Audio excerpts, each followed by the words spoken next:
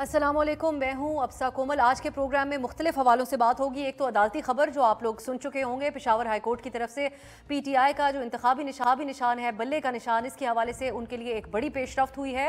अदालत की तरफ से पीटीआई को बल्ले के निशान से मुतालिक इलेक्शन कमीशन का जो फैसला था उसको मुअत्तल किया गया है और ये हुक्म भी दिया गया है कि इस केस का फैसला होने तक इलेक्शन कमीशन ने जो फैसला दिया था वो मुअत्तल रहेगा। इस पे हम प्रोग्राम में बात करेंगे तफसीली तौर पर, और प्रोग्राम के आज दो हिस्से होंगे, तो दूसरे हिस्से में इसके ऊपर एक्सपर्ट ओपिनियन भी शामिल होगा। इस समेत जो पीपल्स पार्टी सेंट्रिक इस वक्त जो इलेक्शन की गहमा गहमी है उसको हम पहले मौजूए बहस बनाएंगे, क्योंकि पंजाब में पाकिस्तान पीपल्स पार्टी की सरगर्मी बहुत दिलचस्प मरहले में दाखिल हो चुकी है और अब हम देख रहे हैं कि वहाँ पर एक अहम मुलाकात जो हुई है वो बहुत ज़्यादा आज खबरों की जीनत है।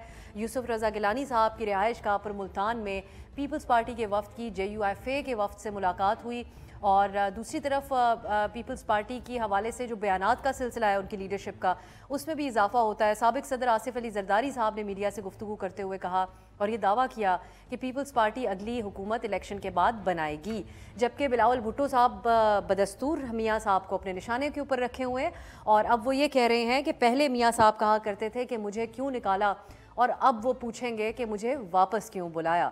सो एक तरफ ये लफ्ज़ी गोलाबारी जारी है, दूसरी तरफ सियासी मुलाकातें भी जारी हैं, लेकिन तीसरी तरफ मुस्लिम लीग नून है वो भी कोई मौका जाने नहीं दे रहे पीपल्स पार्टी को ताना देने का, जिसमें आज ऐड ऑन किया जावेद लतीफ़ साहब ने बगैर नाम लिए पीपल्स पार्टी का। उन्होंने एक बार फिर पूछा कि जो लोग एक हफ्ता पहले तक लेवल प्लेइंग फील्ड की बात कर रहे थे और बहुत शोर शराबा कर रहे थे, वो अब अचानक खामोश क्यों हो गए।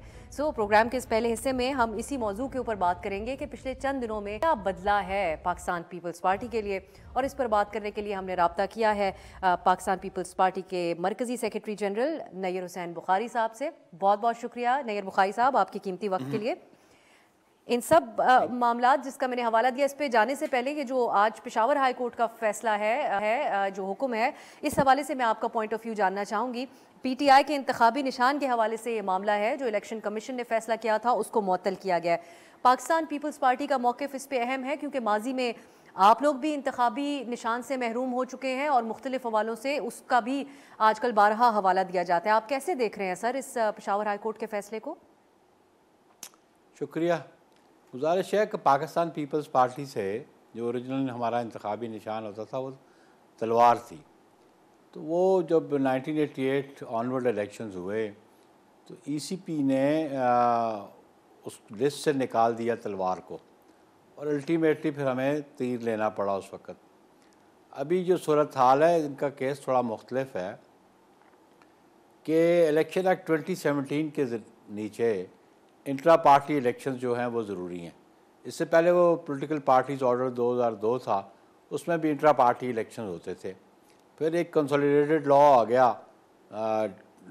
2017 में, और हर सियासी जमात का एक टेन्योर है उनका ऑफिस बेरर्स के लिए, और जो गालिबन उनका PTI का 4 साल का टेन्योर होता है। एंड आफ्टर एवरी 4 years उनको इलेक्शन इंट्रा पार्टी इलेक्शंस करा के उनको डिटेल सबमिट करनी होती है इलेक्शन कमीशन के पास, और जो जमातें अपने अकाउंट सबमिट करती हैं और इंट्रा पार्टी इलेक्शंस करवाती हैं इन अकॉर्डेंस विद लॉज वो एलिजिबल होती हैं सिंबल लेने के लिए, और वो एनलिस्टेड पार्टीज़ होती हैं। अगर कोई जमात इंट्रा पार्टी इलेक्शन नहीं कराती और अकाउंट सबमिट नहीं करती तो वो कानून के मुताबिक एलिजिबल नहीं है। और अभी ये जो इंट्रा पार्टी इलेक्शंस करवाए थे इन्होंने उनको इलेक्शन कमीशन ने ये कहा कि उनका जो अपना कॉन्स्टिट्यूशन है PTI का उसके मुताबिक वो इलेक्शंस नहीं हुए, इसलिए हम इन इंट्रा पार्टी इलेक्शंस को नहीं मानते। तो उस फैसले को पेशावर हाई कोर्ट ने सस्पेंड कर दिया। डिटेल जब मैं देखूंगा पढ़ूंगा तो उस पर ज़्यादा बेहतर कमेंट कर सकूंगा, लेकिन अभी ये सूरत हाल जो है वो ऐसी नहीं है कि उनको कोई इलेक्शन सिंबल अलॉट हो गया हो, क्योंकि अभी तक इंट्रा पार्टी इलेक्शंस हुए नहीं थे, उनकी एक्सेप्टेबिलिटी हुई नहीं थी और उनको सिंबल अभी अलॉट नहीं हुआ था। लेट्स सी वो डिटेल जजमेंट आती है और फिर उस पर ECP कैसे रद्द अमल करता है, कैसा रद्द। लेकिन इन शॉर्ट बुखारी साहब फिर जो आपने अभी तौजीह पेश की उसके तहत इनका निशान छीनना दुरुस्त है आपकी नज़र में, इसमें कोई गलत उसमें नहीं है कोई कन्फ्यूजन? देखिए जी, अगर एक कानून है, एक ज़ाब्ता है, उसके लिए अगर अमल करना ज़रूरी है, अगर उस पर अमल नहीं करेंगे तो फिर आप वो बेनिफिट्स नहीं ले सकेंगे, आपके वो राइट्स अक्रू नहीं करेंगे।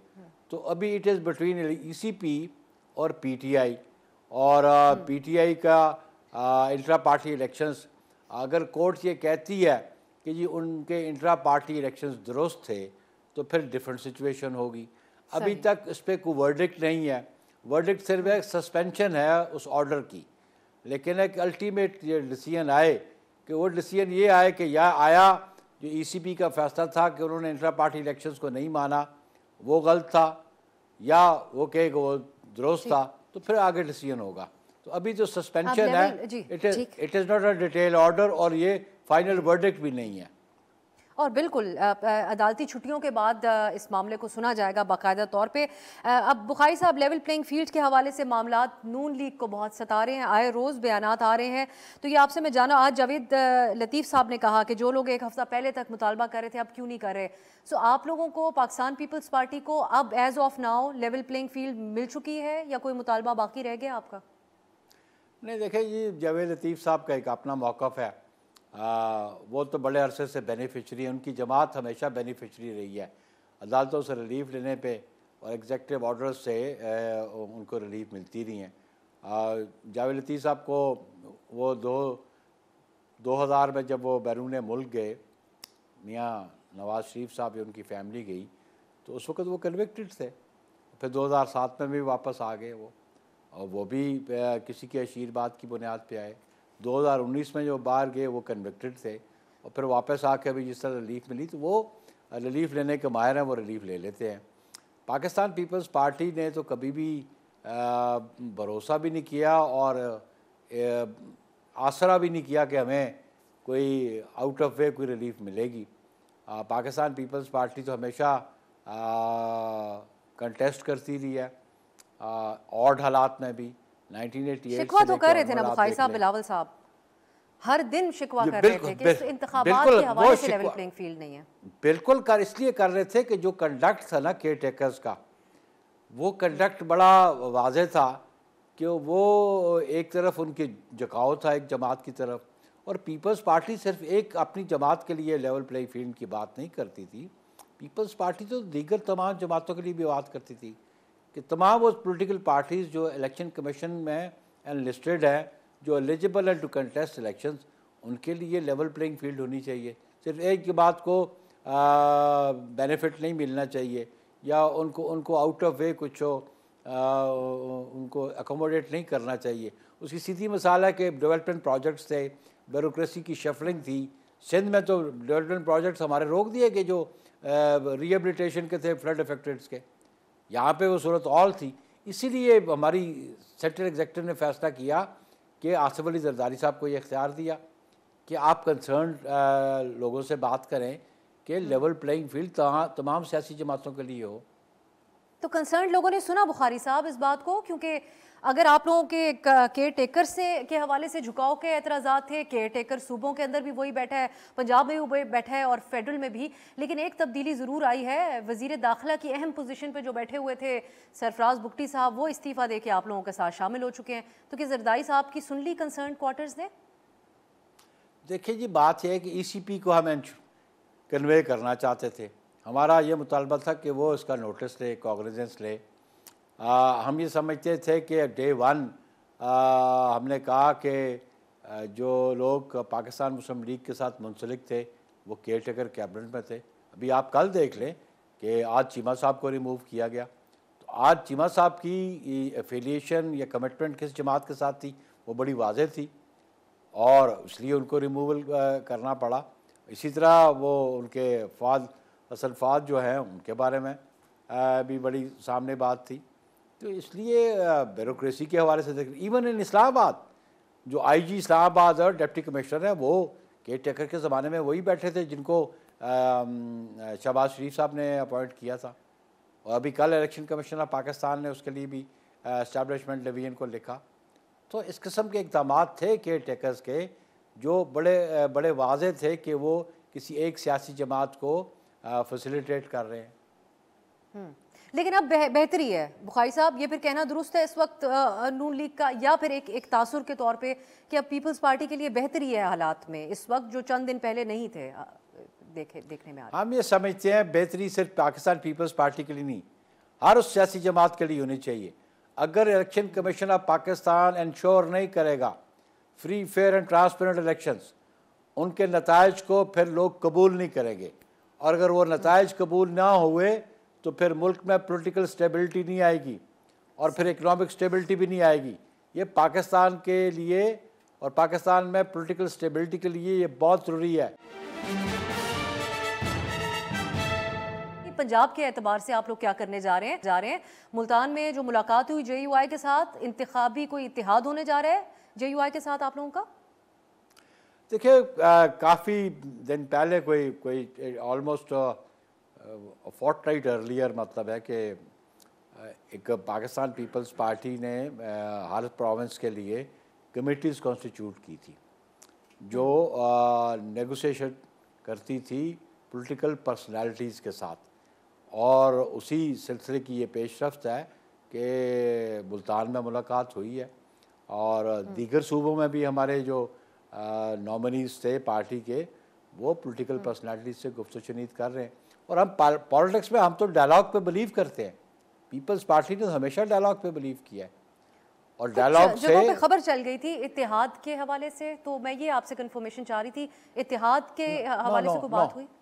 नहीं, इत्तेहाद की बात नहीं है कतन। हम पाकिस्तान पीपल्स पार्टी ने कोई अलायंस की बात तो नहीं की, लेकिन हमने ये ज़रूर बात की थी कि लोकल एडजस्टमेंट्स अगर कोई होती हैं, कोई इस किस्म का पॉलिटिकल पर्सनालिटीज़ के साथ लोकल एडजस्टमेंट होती है तो वो भी उनको कमेटीज़ को इख्तियार नहीं था, वो नेगोशिएट करेंगी, वो अपना मौका फिर पार्टी की सेंट्रल लीडरशिप के सामने रखेंगी और फिर सेंट्रल लीडरशिप डिसाइड करेगी कि हमने क्या रास्ता इख्तियार करना है, क्या लाया अमल हमारा होगा। अच्छा बुखारी साहब, पंजाब में नून लीग के लिए भी सूरत हाल हमने बदलती हुई देखी है। काफ लीग और IPP जो है वो बज़ाहिर लग नहीं रहा उनकी बात बनी नून लीग के साथ, और नून लीग भी अब कह रही है कि पंजाब की हद तक हम कोई इत्तेहाद नहीं करेंगे। आप लोग इस्तेहकाम पाकिस्तान पार्टी को भी ऑन बोर्ड ले सकते हैं इस सिलसिले में? कौन सी जमात को? IPP पार्टी की बात कर रही हूँ, जहांगीर तरीन साहब की। बात यह है कि हमने एक ऑलरेडी कमेटीज़ कॉन्स्टिट्यूट की हुई हैं कि पॉलिटिकल पर्सनालिटी से वो बात करती हैं, फिर वो हमारी सेंट्रल एग्जीक्यूटिव के पास अपनी रिपोर्ट रखेंगे, हमें वो लीडरशिप को बताएंगे कि हमारी क्या गुफ्तगू शनीद हुई है और क्या पॉसिबल है और क्या पॉसिबल नहीं है, तो then it will be decided. सही। और अब जो एक इस्तिलाह हमारी सियासत में अब इस्तेमाल होने लगी है सियासी जमातों की विकटें गिरने की, तो एक ख़बर आ रही है फैसल सालेह हयात साहब के हवाले से कि उनसे कल मियाँ साहब शहबाज साहब मिलने के लिए जा रहे हैं अपने वफ्द के हमरा, और वो मुमकिना तौर पर शमूलियत इख्तियार कर लेंगे।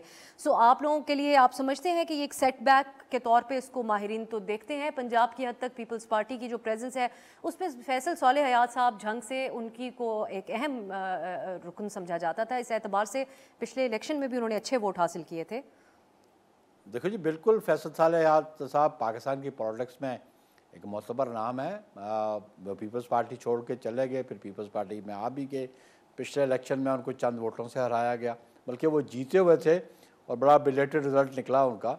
और मैं अभी ये स्पेकुलेशन पे कमेंट नहीं करूँगा कि ये वो शहबाज शरीफ साहब जा रहे हैं कि नहीं जा रहे हैं, लेकिन आई सर्टनली नो कि पिछले कुछ दिन पहले मेरी मौजूदगी में फैसल सालेह हयात साहब लाहौर में प्रेसिडेंट आसिफ अली जरदारी साहब से मुलाकात की थी उन्होंने। तो हर आदमी बाख्तियार है और ख़ुद मुख्तार भी है, अपने फैसले करता है, लेकिन अपरेंटली मुझे तो ऐसी कोई सूरत नज़र नहीं आती। आपके हवाले से मुझे जरदारी साहब से मुलाकात में वो गिले शिकवे उन्होंने रखे कि दूसरी पार्टी की सीनियर लीडरशिप से अगर वो मुलाकात करने जा रहे हैं, और खबर ऑलरेडी ये बन चुकी है कि उनके साथ शामिल होकर प्रेस कॉन्फ्रेंस कतन गिले शिकवों की कोई बात नहीं थी। एटलीस्ट कम से कम मैं उस मीटिंग में मौजूद था। अच्छा, अब बिलावल साहब की गुफ्तगू है, कुछ तशरीह आपसे मैं चाहूँगी उनकी गुफ्तगू की। वो कहते हैं कि मियाँ साहब अब कहेंगे कि मुझे क्यों वापस बुलाया, जिस तरह वो पहले शिकवा करते थे कि मुझे क्यों निकाला, तो ये बात वो किसी इन्फॉर्मेशन की बेसिस के ऊपर करते हैं, ये उनका सियासी तबसरा है, आप इसकी हमारे लिए किस तरह तशरीह करेंगे? देखिए, चेयरमैन बिलावल की स्टेटमेंट्स की मैं क्या तशरीह करूँ, वो बड़ा वाज़े तौर पे उन्होंने एक बात की है और इसमें कोई एम्बिग्विटी नज़र नहीं है, तो उसकी मैं फिर क्या तशरीह करूँ? या तो कोई एम्बिगुअस बात करते तो फिर तो मैं तशरीह करता। तो यहाँ कन्फ्यूजन है ना बुखारी साहब, लोग एक तरफ जी। तबसरा किया जा रहा है कि मियाँ साहब की पांचों उंगलियां घी में है, हालात उनके हक में जा रहे हैं, फिर बिलावल साहब ये कहते हैं कि वो चंद अरसे बाद शिकवा करेंगे कि मुझे क्यों बुलाया। तो ये किस बेसिस के ऊपर आप लोगों को ऐसा लग रहा है? दूसरी चीज़ भी इसमें ऐड करते हैं, जरदारी साहब कुछ अर्सा पहले एक इंटरव्यू देते हुए कह रहे थे कि कौमी हुकूमत बनेगी, किसी को मेजॉरिटी नहीं मिलेगी, लेकिन आज वो कहते हैं कि अगली हुकूमत, बहुत ही एतबार के साथ कहते हैं कि अगली हुकूमत पाकिस्तान पीपल्स पार्टी की बनेगी। तो क्या तब्दील हुआ है पिछले कुछ दिनों में आप लोगों के लिए? देखिए जी, वो ऑब्वियसली जो पीपल्स पार्टी या दीगर जमातें हैं वो इलेक्शन प्रोसेस में है, और इलेक्शन प्रोसेस में जो फीडबैक मिलता है उसकी बुनियाद पर उन्होंने कहा कि हमें अच्छा फीडबैक मिल रहा है, हमें अच्छा रिस्पांस मिल रहा है, और प्रेसिडेंट जरदारी साहब चाहे कि शायद इंशाल्लाह अगली गवर्नमेंट हम सिंपल मेजॉरिटी हासिल कर रहे हैं तो हम बना सकते हैं। नहीं, लेकिन थोड़ा सा अगर आप इसको कुछ थोड़ा इस पर तबसरा करें कि मियाँ साहब को क्यों ये शिकवा करने की ज़रूरत पड़ेगी आप लोगों के ख्याल में? क्या उनके लिए मामलात अब ख़राब हो रहे हैं, आप लोगों के लिए बेहतर हो रहे हैं उस फ्रंट के ऊपर? देखिए जी, मैं तो ये बड़ा सीधा कहता हूँ गिला कि कल जब उनके इश्यूज थे और फिर अल्टीमेटली आपको याद होगा 2017 में जब ये इशू था पनामा का, तो उस वक्त भी जो लीडर ऑफ अपोजिशन थे उन्होंने कहा इस इशू को पार्लियामेंट में लेके जाए, तो मियाँ साहब खुद उठा के अदालत में लेके गए थे और फिर कहा मुझे क्यों निकाला। चॉइस उनकी थी ना, और अभी भी चॉइस उनकी है कि जिसकी बुनियाद पे वो वापस आए, जिस तरह उनको प्रोटोकॉल मिला, जिस तरह उनको फैसिलिटेट किया गया, और कल उनकी अगर उम्मीदें नहीं पूरी होती तो फिर वो कहेंगे मुझे क्यों बुलाया। उम्मीदें जब बेतहाशा हों तो बहुत डर रहता है इस बात का कि वो पूरी शायद ना हो पाए उस अंदाज में। बहुत बहुत शुक्रिया नैयर हुसैन बुखारी साहब, आपकी कीमती वक्त, आपने गुफ्तगू और पीपल्स पार्टी का मौक़िफ़ जाना। अभी तक बहुत सारी चीज़ें अनक्लियर हैं। बुखारी साहब की गुफ्तगू से लगता है कि पंजाब में किस किस्म के इत्तेहाद वो लोग करने जा रहे हैं। अलबत्ता वो कहते हैं कि उनकी कमेटी इसका फैसला करेगी। एक ब्रेक की तरफ जाते हैं, वापस आएंगे तो आज की जो अहम तरीन खबर है वो है पेशावर हाई कोर्ट की तरफ से जो फैसला दिया गया है और PTI का इंतखाबी सिंबल बल्ले का निशान बहाल कर दिया गया है। इसके ऊपर बात करेंगे। PTI की रिप्रेजेंटेशन भी हमारे साथ होगी और लीगल कॉमेंट्री भी होगी शॉर्ट ब्रेक के बाद। ब्रेक के बाद खुश आमदीद। अब बात करते हैं पाकिस्तान तहरीक इंसाफ को पेशावर हाई कोर्ट से अपना इंतखाबी निशान वापस मिल गया है, लेकिन फिल वक्त के लिए पेशावर हाई कोर्ट के जस्टिस कामरान हयात मियाँ खेल ने PTI के इंतखाबी निशान बैट से मुतालिक इलेक्शन कमीशन के फैसले के खिलाफ हुक्म इम्तना जारी किया। फैसले में मजीद ये भी कहा गया है कि अदालती छुट्टियाँ सर्दियों की क्योंकि चल रही हैं तो उसके बाद ये केस सुना जाएगा डबल बेंच, ये क्योंकि सिंगल बेंच था इसके सामने नहीं, डबल बेंच के सामने सुना जाएगा और इस केस का फैसला आने तक इलेक्शन कमीशन का फैसला मुअत्तल रहेगा। अपने हुक्म में ये भी कहा है अदालत ने कि इलेक्शन कमीशन अपनी वेबसाइट के ऊपर PTI के इंतखाबी निशान की बहाली का सर्टिफिकेट जारी करे। इस मामले में PTI ये क्योंकि मामला अदालत लेकर गई थी और उनका मौक़िफ़ ये था कि इलेक्शन कमीशन को एक तो इंट्रा पार्टी इंतखाबात के हवाले से फैसले का इख्तियार नहीं है, साथ ही उनके कंसर्न्स जो थे वो ये भी थे कि इलेक्शन कमीशन के फैसले के बाद PTI 8 फरवरी के इंतखाबात में हिस्सा नहीं ले पाएगी, बल्ले का निशान ना मिला तो मखसूस नशिस्तें छिन जाएंगी और साथ ही इंतखाबी निशान अगर नहीं मिलता ये वाला मखसूस बैट का निशान तो उम्मीदवार भी आज़ाद तसव्वुर होंगे। तमाम मसाइल को लेकर गए थे अदालत और अदालत की तरफ से ये फैसला सामने आया है। बाकी जो मामला है वो छुट्टियों के बाद सुना जाएगा। अदालत की तरफ से वाज़ेह अहकामात इलेक्शन कमीशन को दिए गए हैं। इसके ऊपर रद्द अमल देते हुए बैरिस्टर गौहर साहब ने कहा है कि अदालत ने आज PTI के खिलाफ होने वाली साजिशों पर आखिरी कील लगा दी है। तो क्या ये रद्द अमल दुरुस्त है या ये फिर फॉर द टाइम बीइंग ये फैसला है, इसको कैसे देखा जाए, इसके ऊपर बात करने के लिए हमने इस्लामाबाद स्टूडियो में दावत रजा पाशा साहब हमारे साथ हैं, चेयरमैन है executive committee Pakistan bar council, और सेनेटर वलीद इकबाल साहब हमारे साथ हैं, सीनियर रहनुमा पाकिस्तान तहरीक इंसाफ के। बहुत बहुत शुक्रिया आप दोनों का। पाशा साहब, आपसे मैं आगाज़ करना चाहूँगी। अब ये जो फ़िलहाल के लिए बल्ले का निशान उनका रीस्टोर हुआ है, PTI का थोड़ा कॉन्फिडेंस भी रीस्टोर हुआ है, हम देख रहे हैं बयानात से, आपकी नज़र में कैसा है ये आज का ये अदालती फ़ैसला? बिस्मिल्लाहिर्रहमानिर्रहीम। मैं समझता हूँ कि जो अदालती फ़ैसला है वो बिल्कुल आइन और कानून के मुताबिक है। स्केजुअल अनाउंस हो गया था और उसके बाद उनका निशान वापस ले जाना ये नामुनासिब लग रहा था। और दूसरी बात एक ज़रूर करना चाहूँगा कि ये इंटरिम आर्डर है इसके अभी इसको फाइनल ऑर्डर तस्वर नहीं किया जा सकता, और जज साहब ने, सिंगल जज साहब ने मामला भेज दिया चीफ जस्टिस साहब को कि वो डिवीजन बेंच की तश्कील करेंगे सून आफ्टर विंटर वेकेशंस। तो उसके बाद वो डिवीजन बेंच जो है वो फाइनल डिटर्मिनेशन करेगा इसकी। और 13 जनवरी है लास्ट डेट ऑफ हियरिंग, वहाँ पे निशानात अलॉट करने की जो डेट है ना वो 13 जनवरी है। सून आफ्टर विंटर वेकेशन उन्होंने कहा है, तो हो सकता है कि उसकी हियरिंग डिवीजन बेंच की वो 13 जनवरी से पहले हो। अब डिपेंड लामहल्ला तौर पे चीफ जस्टिस पे करता है कि वो कब फिक्स करते हैं इस केस को। इनकी जो थी रेफरेंस जो उन्होंने भेजा उसमें ये ज़रूर कहा कि छुट्टियों के फ़ौरन बाद। तो अगर छुट्टियों के फ़ौरन बाद है तो फिर यकीनन ये 13 से पहले फिक्स हो सकता है। 7 को छुट्टियां अगर खत्म होती हैं तो उसके बाद फौरी तौर पे फिक्स हो सकता है। लेकिन ये जो मौक़िफ़ है पाशा साहब पीटीआई का कि इलेक्शन कमीशन के पास इख्तियार नहीं था पार्टी के आइन के तौर पे के मुताबिक फैसला देकर उनके इस इंट्रा पार्टी इलेक्शन को मुअत्तल करने का। देखिए, इलेक्शन कमीशन का इख्तियार बिल्कुल था। इलेक्शन कमीशन ने मॉनिटरिंग करनी होती है और तमाम पार्टीज़ का इलेक्शन को। हाँ, ये ज़रूर है, एक हमने जो महसूस किया कि बाकी किसी पार्टी को उन्होंने पूछा तक नहीं, उनके इलेक्शन को भी नहीं कंसिडर किया। 19-20 के फ़र्क से तमाम के इलेक्शंस हैं। हम कहेंगे जी कि फ़लाँ पार्टी का बहुत अच्छा इलेक्शन था up to the requirement of election commission, तो ऐसी बात नहीं है। फ़र्क इनका भी है, लेकिन मैं समझता हूँ ज़ाती तौर पे कि पीटीआई को जब उनको पता था कि वो टारगेट बने हुए हैं तो उनको चाहिए था कि इस सिलेक्शन को कम से कम इस हद तक साफ और शफाफ बना देते कि कोई एतराज़ ना कर बैठता। लेकिन वो जिस दिन हुआ नज़र आ रहा था कि ये शायद चैलेंज हो और कुछ आइदर वे कोई इसका फैसला आ सके। हालात को देखते हुए ज्यादा उनको मोहतात होना चाहिए। उनको यही मशवरा कानूनी माहिरीन भी दे रहे थे, लेकिन इसके ऊपर उस तरीके से अमल दरामद नहीं हो पाया। वलीद इकबाल साहब, एक साइन ऑफ रिलीफ है आप लोगों के लिए आज के इस फैसले के बाद, या फिर ये मुसीबत आप समझते हैं कि अभी टली नहीं, जो कि प्रैक्टिकली नजर भी आ रहा है? मैं कोई आगे के लिए पेशीन गोई तो करने से गुरेज करूँगा, लेकिन फ़िलहाल आप दुरुस्त फरमा रही हैं, ये एक सही और दुरुस्त जो है रिलीफ मिली है, ये मैं लफ्ज़ इस्तेमाल करूँगा। पीटीआई को कानूनी तौर पे रिलीफ मिली है।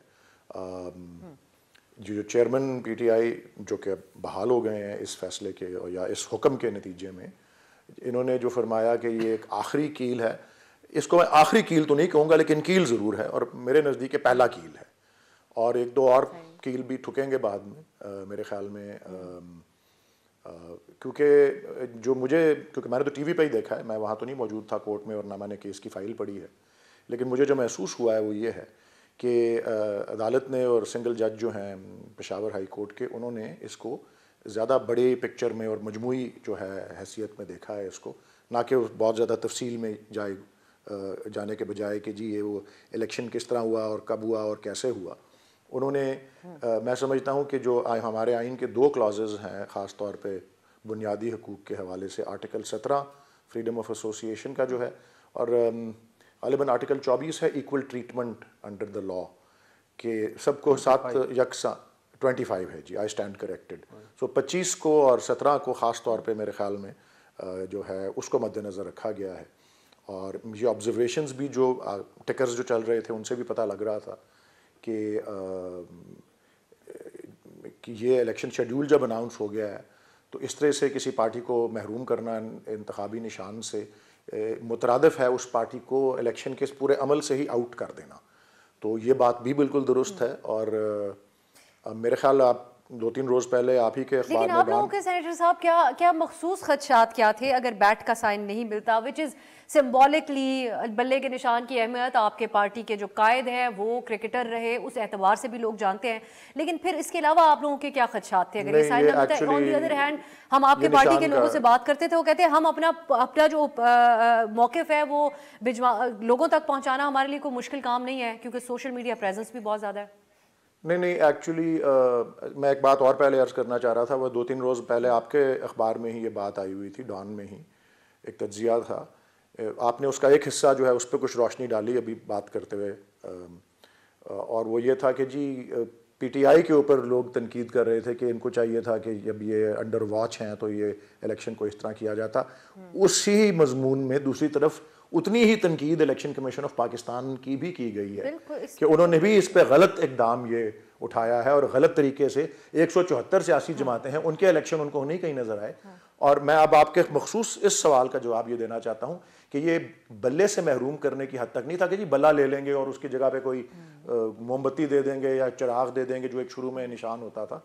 यह है कि निशान से कुली तौर पे महरूम करना। उसका मतलब यह है कि जो भी कोई कंटेस्टेंट जो कि पीटीआई की तरफ से अपने आप को पेश कर रहा है, उसके पास कोई भी निशान हर उम्मीदवार का अलग निशान होगा, तो वो बतौर आज़ाद उम्मीदवार के ही यस। और उस प्रोसेस में भी कम्युनिकेट करना वोटर्स को, वो तो एक प्रोसेस सोशल मीडिया और उसके ज़रिए कोई इतना डिफ़िकल्ट नहीं, लेकिन उसके नतीजे आने के बाद और कामयाब उम्मीदवार भी जो हैं उन पे फिर वो आर्टिकल 63A भी लागू नहीं होता, फ्लोर क्रॉसिंग वाला, तो उनको दबाव का निशाना भी बनाया जा सकता है। बहुत से इसके चैलेंजेस जो हैं वो थे, ये आउट करने के मुताबिक। ठीक है, जब आज़ाद हों तो फिर ये एक खदशा ज़रूर रहता है।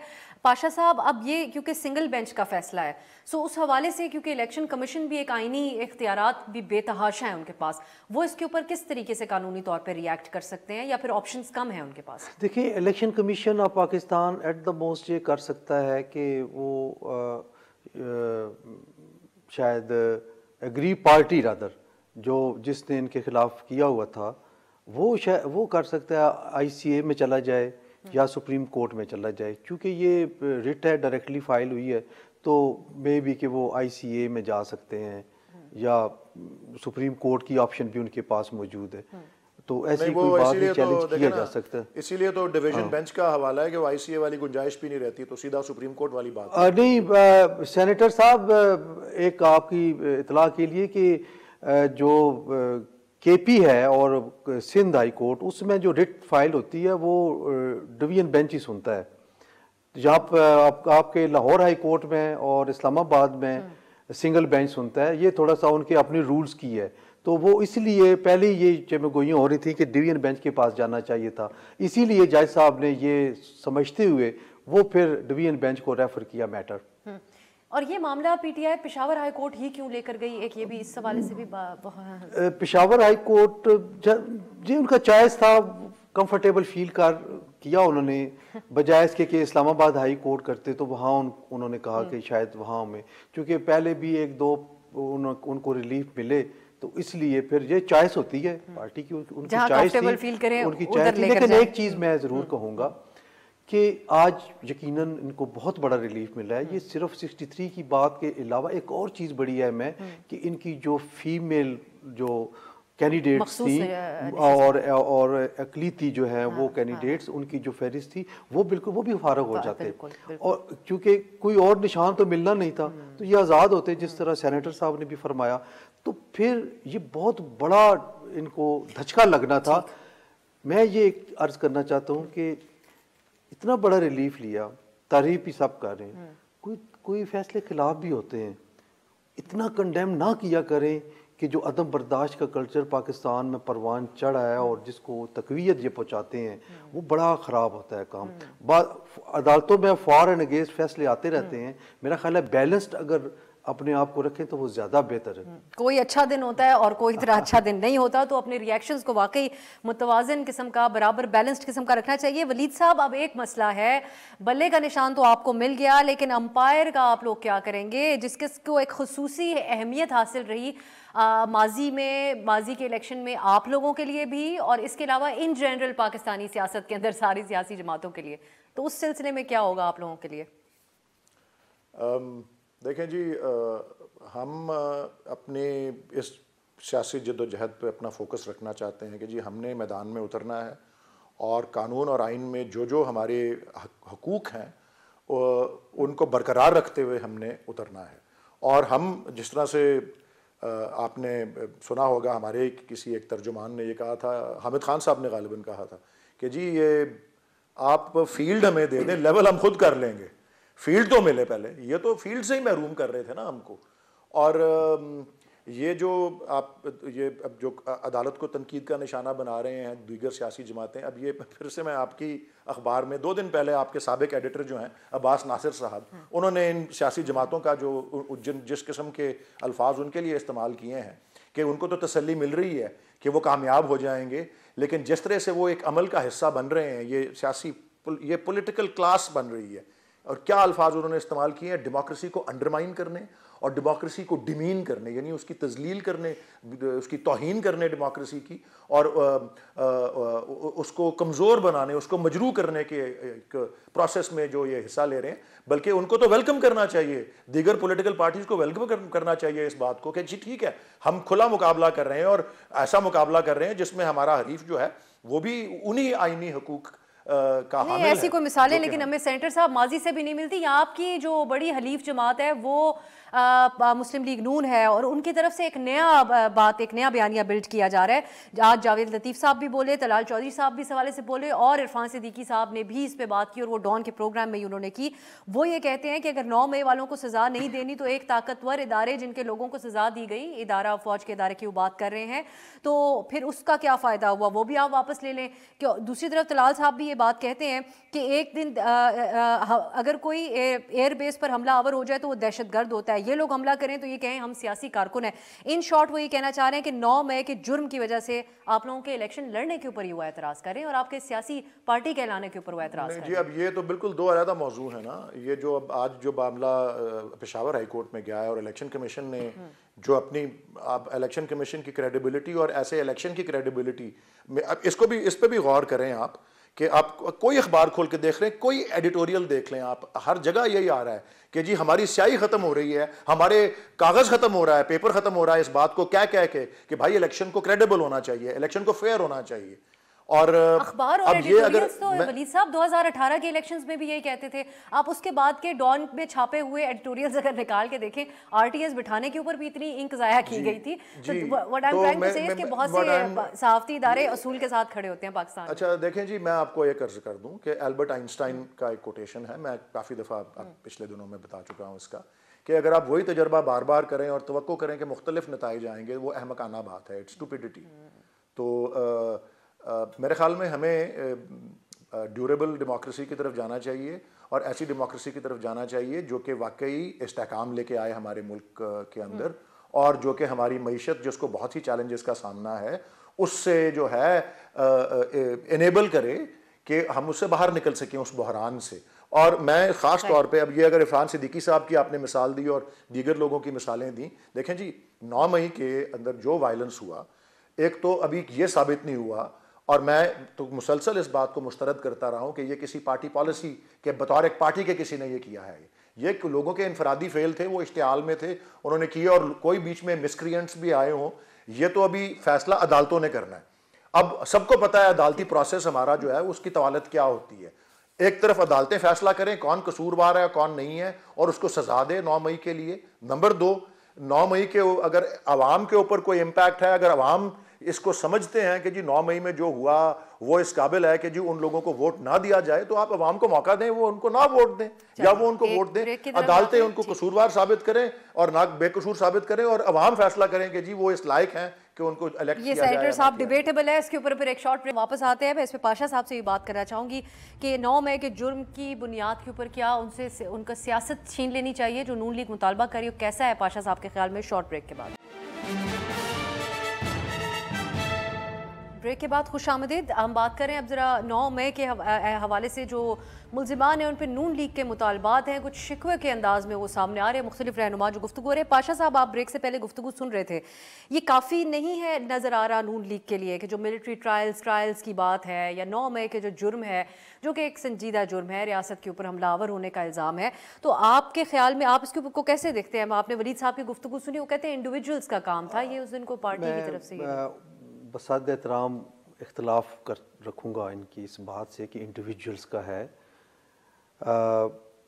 हमने इससे पहले भी पीटीआई के जुलूस रैलियाँ देखी, एहतजाजी रैलियाँ भी देखी, कभी भी कोई मिलिट्री इंस्टॉलेशन पे नहीं थी।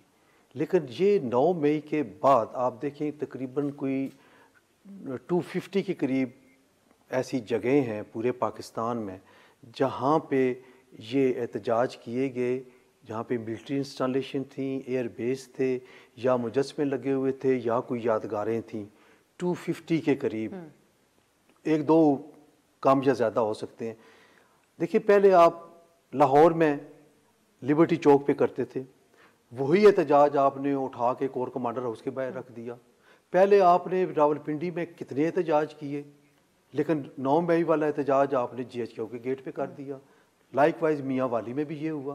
कहने का मतलब ये है कि ये एक सोचे समझे मंसूबे का था, ये है। लेकिन पाशा साहब, ऐसे जुर्म जिसकी नौयत हम सबको मालूम है, अब ये जो 9 मई को सारा कुछ हुआ, जो कार्रवाई एज ऑफ नाउ हो रही है, ये काफ़ी है कानूनी तौर पर, या इससे ज़्यादा होनी चाहिए? नून लीग इससे ज़्यादा का मुतालबा कर रही है। मेरा ख्याल है कि देखिए, मामलात कोर्ट्स में चल रहे हैं, आल दो के मिलिट्री कोर्ट्स में, और हमारा पाकिस्तान बार कौंसिल का ये स्टैंस डे 1 से रहा है कि सिविलियंस का ट्रायल मिलिट्री कोर्ट में नहीं होना चाहिए, और ये ATA कोर्ट्स बनी हुई है, यहाँ पे वो ट्रायल हो।